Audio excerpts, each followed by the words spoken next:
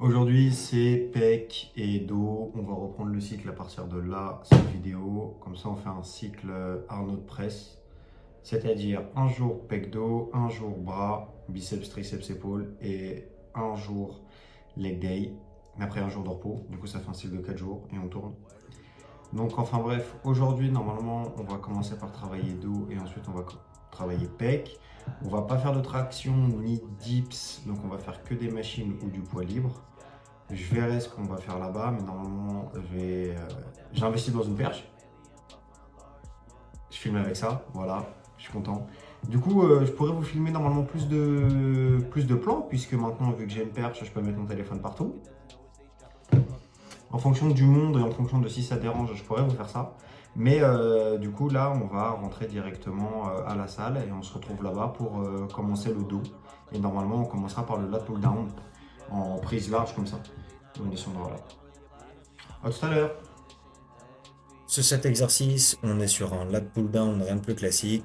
Pensez bien à tirer avec votre dos et votre coude et pas avec les bras ou les avant-bras, ça peut vous épuiser sur rien. Rien de mieux, soit les tractions, soit cet exercice justement pour vous échauffer et pour commencer à travailler votre dos. Dans tous les cas, on va faire beaucoup de séries avec un poids assez léger pour pouvoir bien contracter et bien préparer le dos pour le reste des exercices. Chill out and sit the fuck down. Suck that fucker, that shit, bitch. We turning up now. Cause I ain't the man. What did that plan? Who died where he stand? On est toujours sur le même exercice, mais ce coup-ci, on va bien voir le travail des coudes et le travail du dos. Regardez comment on descend correctement avec une bonne forme sans trop se pencher vers l'arrière et sans trop tirer sur notre bas du corps pour pouvoir pousser la charge. Dans tous les cas, vous le ressentez et c'est surtout au niveau de la barre qu'on va essayer de rapprocher au maximum des pecs sans les toucher.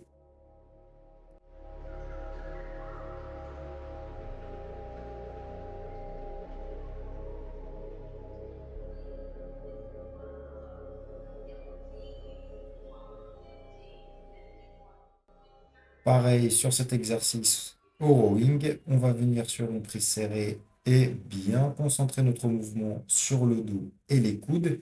Il ne faut pas utiliser les épaules ou les bras complets. Bien penser et bien réfléchir à ce qu'on fait. Dans tous les cas, on prend une bonne position et on reste droit. On peut se permettre de légèrement se reculer, mais pas s'allonger sur le banc non plus. Et voilà.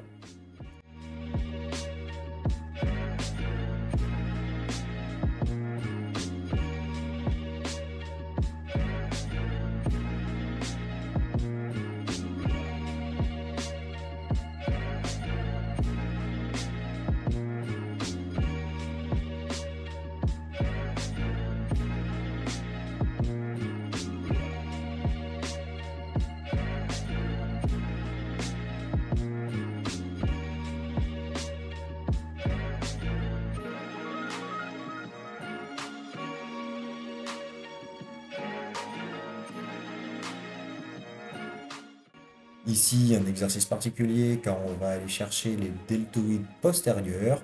Avec cet exercice-là, c'est l'arrière des épaules et l'arrière du dos en haut qui va travailler. Veuillez, comme d'habitude, à bien travailler sur le dos et les coudes qui montent. Surtout, ne pensez pas que ce sont vos avant-bras qui tirent la charge, sinon vous allez vous épuiser et l'exercice ne servira à rien. À la fin de cette série, on va essayer de faire des répétitions partielles et jusqu'à l'échec parce que bon, on a un retard.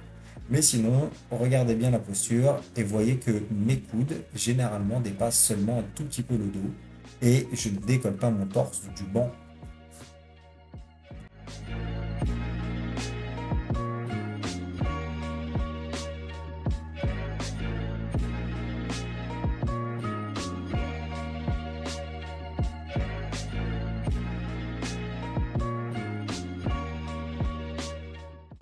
Et j'ai menti, on va finir forcément sur des tractions car rien de mieux que des bonnes tractions pour finir. Dans tous les cas, on fait juste une seule série, histoire de bien arracher le dos une dernière fois pour toutes.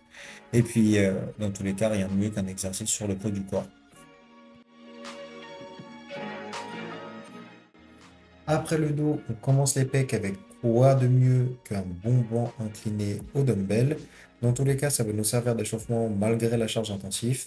Et puis, c'est un des meilleurs exos pour bien targeter le haut des pecs, parce que le haut des pecs, c'est le plus important.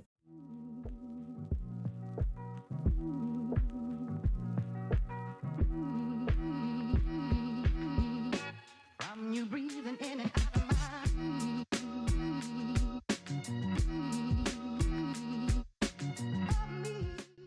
Toujours sur le même exercice, mais pour vous montrer comment bien mettre les coudes par rapport au niveau du corps. Les dumbbells, les coudes et les épaules doivent être alignés, comme s'il y avait un mur qui bloquait vos bras. Et ensuite, on va vouloir avoir les poids qui descendent jusqu'à niveau de tête et pas plus bas.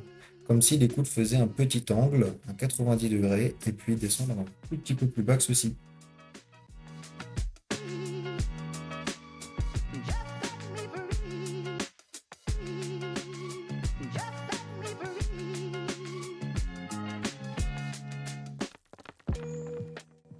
Pour cet exercice, ça va être juste un bench incliné à la Smith Machine. Pourquoi un deuxième exercice pour le haut des pecs? Parce que tout simplement, j'ai un retard et il vaut mieux commencer le groupe musculaire avec la partie dont vous avez le retard.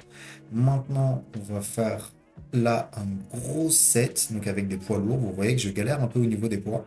Et on va venir chercher la pression musculaire pour pouvoir bien travailler ça et on réduira les poids sur la prochaine. Comme ça, vous voyez que sur celle-ci, justement, les poids ont été réduits et on va pouvoir travailler avec plus de répétitions plus contrôlées, ce qui va nous permettre de nous créer une tension et une pression musculaire suffisante.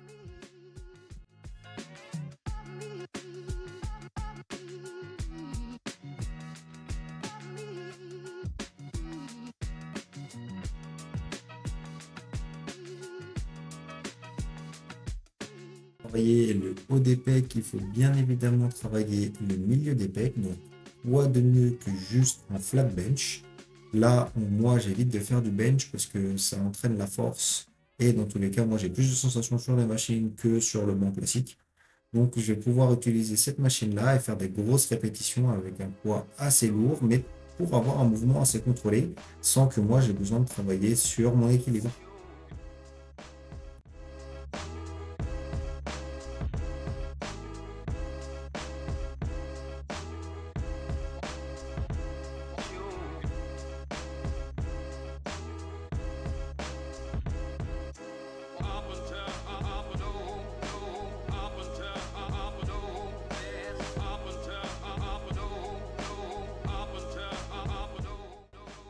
Quoi de mieux pour finir une séance pec que le simple et unique pec fly? Dans tous les cas, il n'y a rien de plus simple. On vient juste mettre les deux barres au niveau de ses pectoraux et on ferme les bras en essayant de les tendre au maximum, en bombant le torse un maximum. Bien penser à rapprocher les coudes et non les mains. Le but, voilà, ça va être de réfléchir à ne pas coller les poignets, mais réussir à coller les coudes. Et cet exercice est tout bonnement le meilleur pour finir une séance pec.